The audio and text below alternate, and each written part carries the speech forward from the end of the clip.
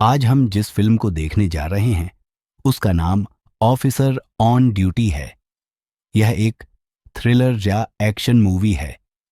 इस फिल्म की short story को ही अब हम देखने जा रहे हैं। ठीक है, चलिए सीधा कहानी में चलते हैं। इस फिल्म के स्टार्टिंग सीन में बेंगलोर में कर्नाटक पुलिस के इंस्पेक्टर जोसेफ को उनके घर में मृत पाया जाता है, जहां उन्होंने एक सुसाइड नोट छोड़ा होता है जिसे क्रिस्टी के नेतृत्व वाले ड्रग एडिक्ट्स के गैंग द्वारा तैयार किया गया था। 8 महीने बाद केरल में सर्कल इंस्पेक्टर हरिशंकर हरि एक गुस्सैल और आवेगी अधिकारी है जिसे हाल ही में एक आईपीएस अधिकारी पर हमला करने के बाद deputy superintendent of police DYSP के पद से हटा दिया गया है। हरि को अलुआ पुलिस स्टेशन का inspector station house officer SHO नियुक्त किया जाता है। उसे एक केएसआरटीसी बस कंडक्टर चंद्रबाबू की शिकायत मिलती है जो एक नकली सोने की चेन गिरवी रखने की कोशिश कर रहा था। यह छोटा सा मामला उसे एक सीरीज में जुड़े भयानक अपराधों की जांच करने के लिए प्रेरित करता है जो उसके अपने अतीत के व्यक्तिगत त्रासदी से जुड़े होते हैं। हरि को अपनी बड़ी बेटी नीला की आत्महत्या के बाद P O S T post traumatic stress disorder हो जाता है, जिसके कारण वह अपने आघात को हिंसक तरीके से व्यक्त करता है, खासकर अपनी पत्नी गीता के प्रति। एक दिन चंद्रबाबू पुलिस स्टेशन में रिपोर्ट करता है कि उसकी सोने की चेन नकली सोने से बदल दी गई थी जब वह अपनी पत्नी की सर्जरी के लिए उसे गिरवी रखने की कोशिश कर रहा था। जांच करने पर हरि को पता चलता है कि चंद्रबाबू की बेटी ने खुद चेन बदल दी थी क्योंकि उसका एक अज्ञात अपराधी द्वारा यौन शोषण किया गया था।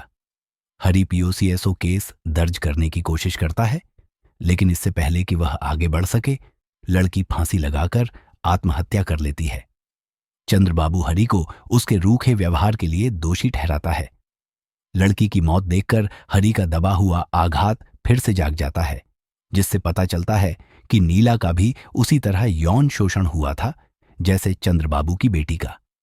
गुस्से में आकर हरि हिरासत में एक ड्रग एडिक्ट श्याम को मार देता है जब उसके लैपटॉप पर नीला का सेक्स टेप मिलता है।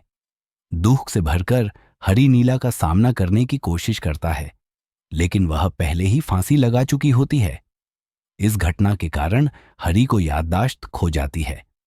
वर्तमान में क्रिस्टी और उसका gang assistant sub inspector Thomas के पास जाता है, जो हाल ही में रिहा हुआ एक पुलिसकर्मी है जिसने श्याम की हिरासत में मौत का जिम्मा लिया था। थॉमस ने ऐसा हरि को बचाने के लिए किया था क्योंकि उसकी खुद की बेटी का भी श्याम द्वारा शोषण किया गया था। श्याम की मौत का बदला लेने के लिए क्रिस्टी और उसका गैंग थॉमस और उसकी पत्नी की हत्या कर देता है, लेकिन मरने से पहले थॉमस की पत्नी यह बता देती है कि असल में श्याम को हरि ने मारा था। हरि जांच करता है और क्रिस्टी के गैंग की एक सदस्य अन्ना को ट्रैक करता है। उसका पीछा करते हुए बेंगलोर पहुंचता है। एक पीछा होता है और अन्ना एक ट्रक से टकराकर मर जाती है। बाद में क्रिस्टी और उसका गैंग हरि को मोर्चरी में घात लगाने की कोशिश करता है, लेकिन हरि सफलतापूर्वक उन्हें हरा देता है। जांच आगे बढ़ने पर हरि को पता चलता है कि जोसेफ ने एक बार श्याम, सेलीन और अन्ना को गिरफ्तार किया था जब उन्होंने ड्रग्स का इस्तेमाल करते हुए एक बस में एक लड़की की मां को थप्पड़ मारा था, जहां चंद्रबाबू कंडक्टर था। हिरासत में रहते हुए जोसेफ ने अन्ना और सेलीन दोनों का यौन शोषण किया, जिसके कारण क्रिस्टी का गैंग उन लोगों से बदला लेने की योजना बनाता है जिन्होंने उनकी गिरफ्तारी में योगदान दिया था। उनकी बदला योजना में उन महिलाओं का शोषण करना शामिल था जो उन लोगों के सबसे करीब थीं जिन्होंने उनकी गिरफ्तारी में योगदान दिया था। उन्होंने जोसेफ की बेटी, चंद्रबाबू की बेटी और नीला को निशाना बनाया।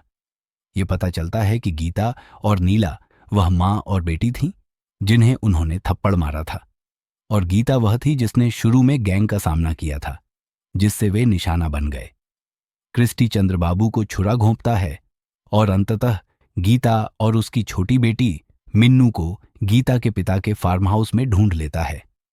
वह और उसका गैंग उन्हें मारने की कोशिश करता है, लेकिन गीता के पिता, एक पूर्व सेना अधिकारी, उनसे लड़ते हैं अंततः क्रिस्टी उन्हें मार देता है। गीता और मिन्नू उनसे भागने की कोशिश करती हैं, लेकिन क्रिस्टी अकेले उनका पीछा करता है और गीता को छुरा घोंपता है। मिन्नू उससे भाग जाती है, लेकिन वह उसका पीछा करता है और जंगल में एक छोटी सी इमारत में पहुंच जाता है। उसका गैंग भी वहां पहुंच जाता है और इससे पहले कि वे कुछ कर पाते, हरी वहां पहुंच जाता है और एक आखिरी मुठभेड़ होती है। हरी उन्हें बुरी तरह पीटता है। वह क्रिस्टी को लगभग मार देता है, उसके और चंद्रबाबू के परिवार के साथ जो कुछ हुआ था उसके लिए। कुछ महीनों बाद हरी पुलिस बल से इस्तीफा दे देता है ताकि वह अपने परिवार पर ध्यान केंद्रित कर सके। इसी बीच क्रिस्टी और उसका गैंग जमानत पर रिहा हो जाता है और हरी को मारने की अगली कोशिश की योजना बनाता है। हालांकि हरी उनकी चाल को भांप लेता है और उनके ड्रग्स में जहर मिला देता है, जिससे पूरा गैंग मर जाता है। ये वाकई एक शानदार फिल्म है। मेरे हिसाब से यह एक मस्ट वॉच है। मेरी रेटिंग इस फिल्म के लिए 3.5 आउट ऑफ 5 रहेगी। अगर आपके पास समय हो तो इसे जरूर देखें।